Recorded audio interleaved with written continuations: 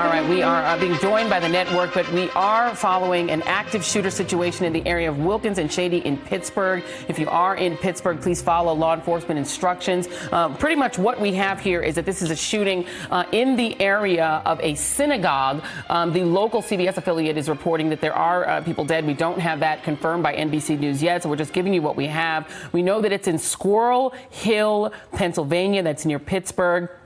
I'll read to you from what we have right now. Police from across the city in Pittsburgh responding to an active shooting situation at the Tree of Life Synagogue in the area of Squirrel Hill in Pittsburgh. You can see the police response there on your screen. We don't have a lot of information. We're waiting for more to come in. Jim Kavanaugh is still with us. We're also being joined by Clint Watts, who's our national security analyst for NBC. Clint, we just heard from Jim sort of what people should be doing if they're in this sort of situation. How do these kind of investigations unfold? What do police do? We see a lot of activity there, but from your point of view, what we'll be looking at from a law enforcement point of view? I'm sure what the police there locally are trying to do is secure the area and make sure that anybody that's in the area that is essentially pushed into a safe zone and out of the immediate response. I think the other thing which we've learned as we've gone through the years is that the best approach to this is to make sure the active shooter is apprehended as quickly as possible. And so they tend to close on these situations much quicker if they can. It sounds like, just from reading some of the news reports, that this quickly escalated into a shooting scenario. I think you saw some of the law enforcement there sprinting to the scene. And so it'll be curious to understand kind of how this played out. It looks like they're still securing the area now. And it's also going to be one of those things where you're going to see, I'm sure, many more people show up to secure the area and respond. It looks like it's local police have responded quickly there. But in terms of motive and those sorts of things, that comes much later. I'm sure they're trying to eliminate the threat right now to anybody in the area. And I hope people that are based in Pittsburgh can shelter in place and move out and let the law enforcement professionals there do their job. And it looks like this has become an all too common drill in the United States. Law enforcement's dedicated a tremendous amount of energy in the last decade to how to respond to these events, and we're seeing the effects of that training right now. I'm sure they're doing a great job about getting to the scene and securing the area. Yeah, obviously, and Jim Kavanaugh, because you have a place of worship. This is a synagogue in the Pittsburgh area, but you also have what you can just see from the screen is a residential area as well. So you're talking about people who are in theory at home. It is after all the weekend. So can you just talk a little bit about what people do? You're in your homes. Do we essentially have a situation where people are locked down, people are unable to leave their homes, leave the area? If somebody's trying to get home at that time, what typically happens in this kind of situation? Yeah, it totally disrupts the neighborhood, Joy. And I've worked many of these on synagogues as interrupted shooters. We had a case years ago in Nashville, Michael Edward Smith sitting outside of the Jewish school with an AR-15, was going to go in and shoot him up. We took a number of hand grenades and guns from him. It was interrupted by an alert citizen. I've worked bombings. I've arrested Klansmen trying to bomb synagogues and plots, many bomb and arson attacks. They're subject to attack because of the white hate in the country that's been here a long time, and synagogues and anti-Semitism, they get attacked. I mean, we've had recent attacks in Kansas City. Look, Pittsburgh had 3 policemen killed. 3 policemen killed by a neo-Nazi. He was on the Stormfront website just hours before he killed those 3 Pittsburgh officers in 2009. He was a very anti-Semitic guy.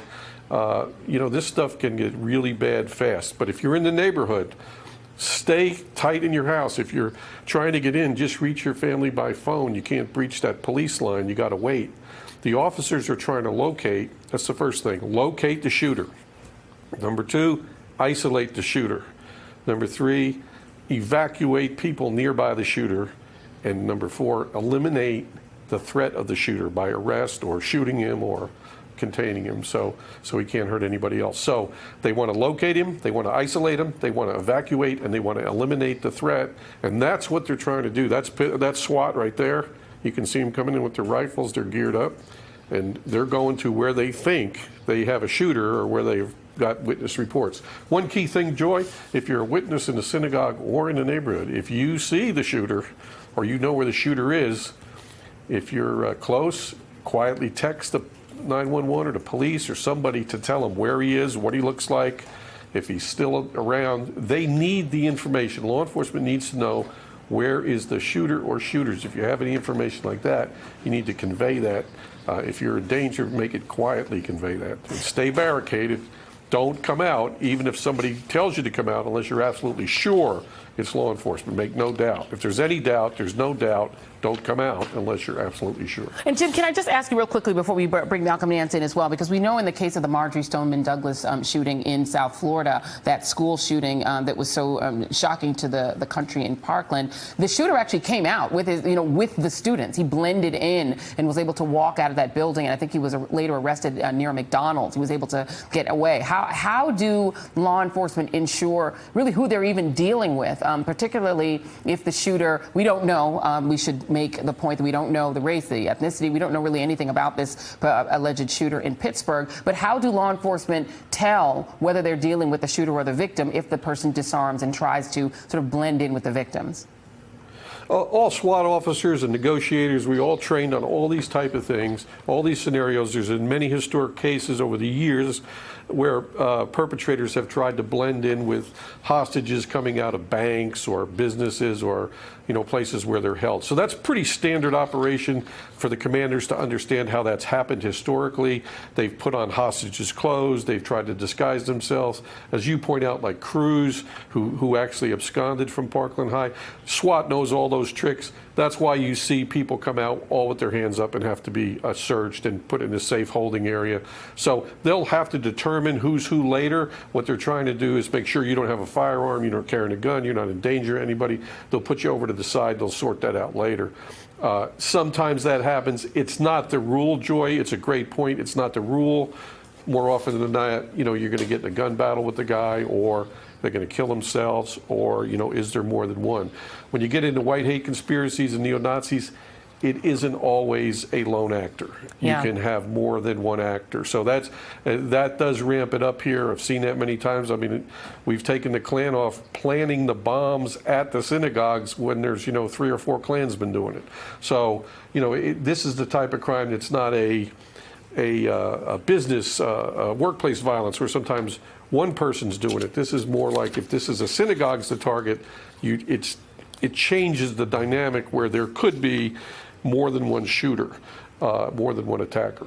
And just to update those who may be just tuning in, we are following an active shooter situation. We know that there are casualties, and MSNBC or NBC News has not confirmed how many, so we're not reporting on that yet. But there's an active shooter in the area of Wilkins and Shady, if you are in the Pittsburgh area. It is near a synagogue, the Tree of Life Synagogue in Squirrel Hill. That is near Pittsburgh. Local news is reporting that there have been casualties, that there is an active shooter. You can see the pictures on the left of your screen. There are some local news reporters that are in the area. You can see SWAT. Let's bring in Malcolm Nance. Malcolm, this is actually coming, of course, at a time when the country's already on edge. People are afraid to open their mail because we just saw a situation of a mass mail bomber that was operating in the country, a man out of Florida who's now been arrested.